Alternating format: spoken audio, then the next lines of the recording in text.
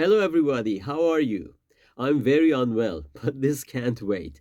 Today, I'm here to give a shout out to my good friend and favorite comic, Alistair Williams, British Comedian of the Year.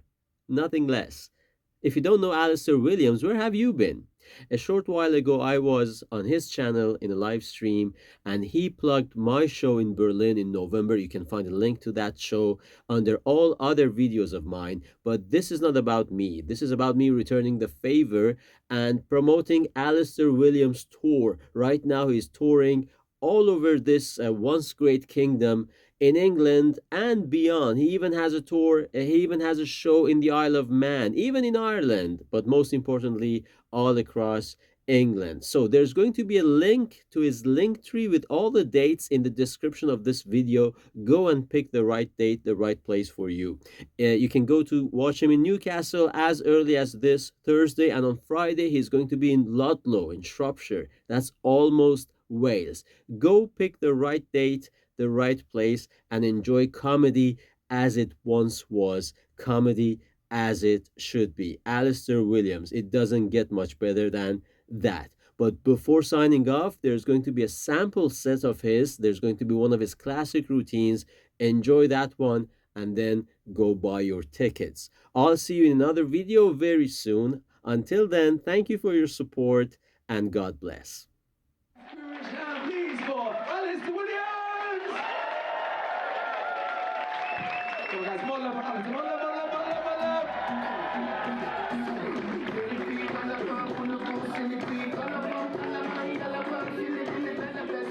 Thank you. Hi. I'd like to thank my mum and dad. Before we get started, no, seriously, I would. It's thanks to them that I'm here when I left school, and I told them I want to be a comedian. They actually paid for me to do a joke course. If you guys were the same one, it was called History at University of Bristol. That's interesting, because my mum don't think that's funny at all. She was like, Alistair, can you stop using your history degree in jokes? I'm like, to be fair, mum, where else am I going to use that? You think I'm joking, man? I spent £22,000 on a history degree. Right, when do you think I'm going to get that money back? In order for my degree to get me a job, a group of people in an office have to be like, okay guys, does anyone know who started the French Revolution? Because we've got a client coming in at 5. I don't want to get caught out on this again, guys. Also, the client does not want to talk to an expert. We are looking for someone with a tutu.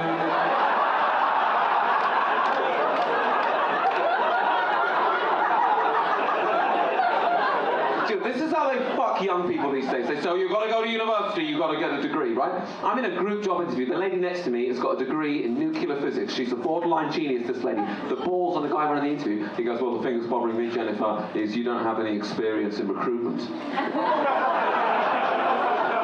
It's like, no, but she has got some in nuclear physics. You know, no offence, but if she can split an atom, I reckon she can figure out how to pick up this phone and start fucking bothering people.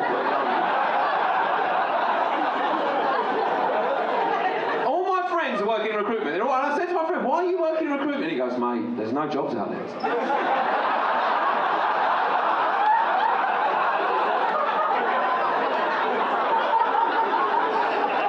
I'm like, what are you guys doing? Calling each other? Is that what you do?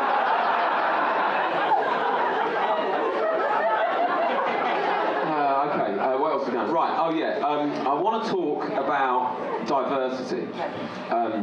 Hopefully, we all agree that diversity is a good thing, right? Yeah. And that was 8 people. What's wrong with the rest of you, man? This is how much people don't like to talk at comedy night. I'm like, who's not racist? You're like... Right, let's try this again, and remember that you live in London town. Now, I think diversity is our strength. Do we all agree with that? See, there you go. You see, you thought we all hated each other, but all we needed was a second referendum.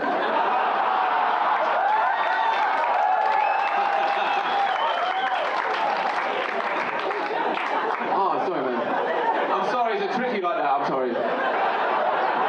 Right? My friend journalist from another country, and she came here. She was like, "Can you please explain what everyone is annoyed about with this whole Brexit thing?" I said, "Look, imagine if you and 10 of your friends were in a Burger King, right? And you said, listen, who wants to leave the Burger King?' And 6 people were like, we want to leave the Burger King. And then somebody who didn't want to leave the Burger King was like, I'll get us out there.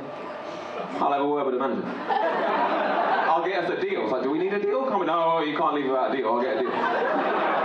You want to leave? Yeah, I'm going to get us a deal, right? So she goes to talk to the manager. She comes back 2 years later.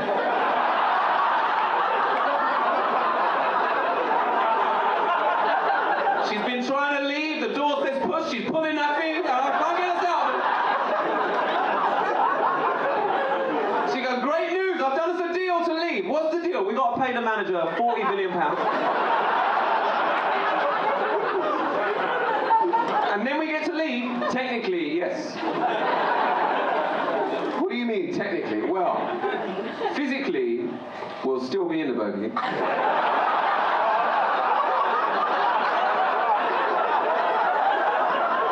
But if anyone asks you, are you in Burger King, you'll be able to tell them, no, we left."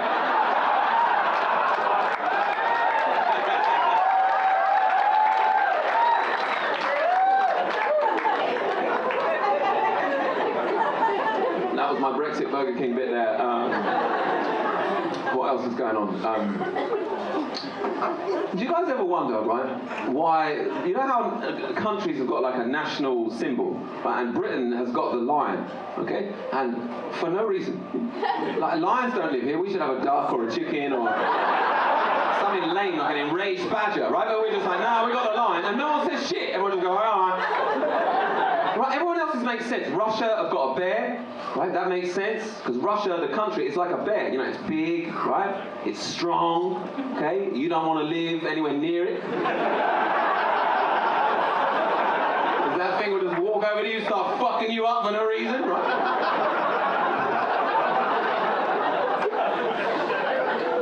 It's easy to love Russia if you live a long way away from Russia. You're like, what a beautiful, majestic country.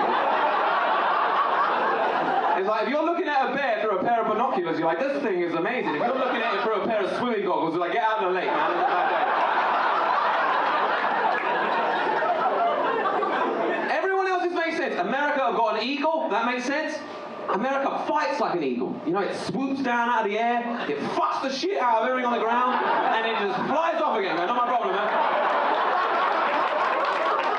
Best of luck on the ground, that's what happens.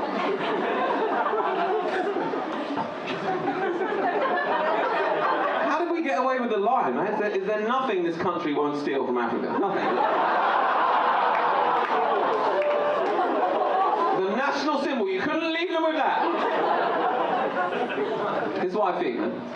I think the reason why it makes sense, because it makes sense. So I'm British and I look at the lion, I think, yeah, I'm a fucking lion, right? Because lions are from Africa, but technically, we are all from Africa. And if you know that, but technically we are. So I think there's such a thing as a British lion from Africa, and that's how I identify.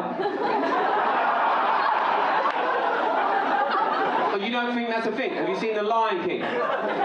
Right, you know Scar, the bad guy? He ain't from Africa. Listen to him talk, he's like, hello, Simba.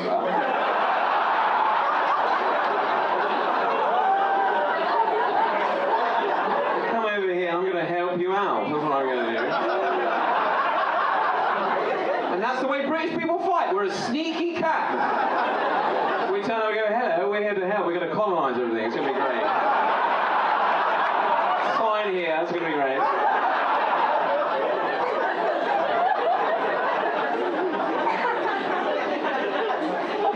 And that's why he's got, if you want a movie character to be a convincing arsehole, you just give him a British accent and everyone goes, yeah.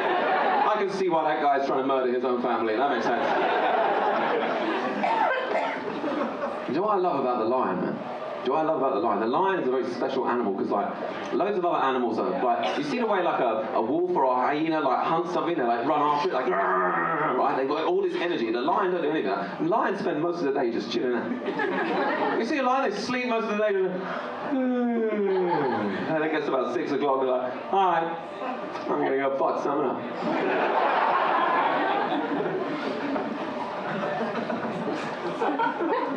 Any questions? Not a single question. All right, how about this one? Does anyone else wonder how the universe began? Yeah.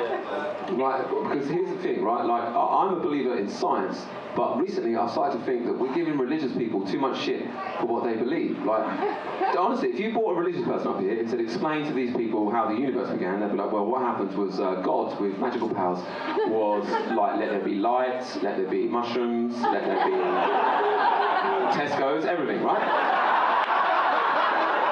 And you all think that's funny. If you brought scientists up here, they'd be like, everybody knows the universe was created when nothing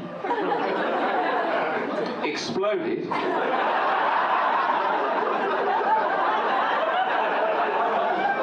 Nothing exploded. I don't know about you, but let there be light is starting to sound pretty fucking good to me. At least religious people are trying. They've got a book, there's a backstory. You know, there's a carpenter, some shit goes on. We're just like, ah, there was no universe, and then wham, off the back of a van, there was a universe. Nothing exploded into everything. That's what we're going to go with, huh? Everyone's looking at me like I'm crazy. Okay. Has this ever happened again since to anyone in here? You ever hear two people, babe, did you leave nothing in a shoebox? Well done, David. There's a fucking universe in here now. Don't you know anything about science?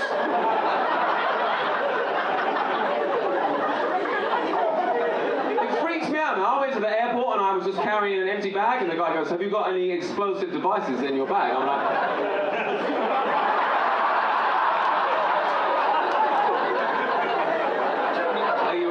person, sir? I don't know. I got kicked out of science class at 12 years old. The teacher was like, nothing exploded into everything. Are there any questions? I'm like, yes, sir, I got a couple of questions. First of all, I don't want to alarm anyone in the class, but I have got nothing in my pencil case. Are we safe? He goes, Williams, get out. I'm like, sir, you can't sit me out there. There's nothing in the corridor. I could be blown to pieces.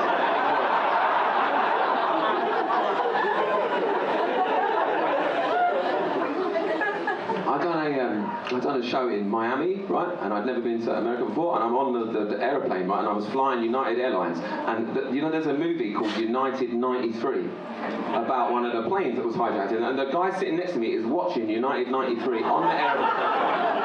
I'm like, are you fucking crazy? And I'm texting my friends like, this guy's watching the fucking United 93. And then I got to the Miami, to the airport, and you know when they grill you about why you're in the country, and it really freaks you out, and the guy was like, okay, sir, what are you doing over here? And I'm like, oh, I'm just traveling. He's like, how long are you staying in the country? I'm like, 10 days. He goes, okay, what airline did you fly with? And I went, United 93. And it was an accident. That's like saying 9/11 Airways, right? You don't say that. So he starts reaching for his pepper spray. I'm like, oh, sorry, I didn't mean that. I said, I'm sorry. Do you think that was funny, sir? I said, no, I didn't. I wasn't trying to. I said, the guy was on the plane and he was watching United 93, and that's what I had in the brain. He goes, do you think that was funny? I said, look, you don't understand me. You don't know me. It was a thing. I would never, you don't know me, but I would never joke about something like that. He goes, okay, sir. What's your occupation?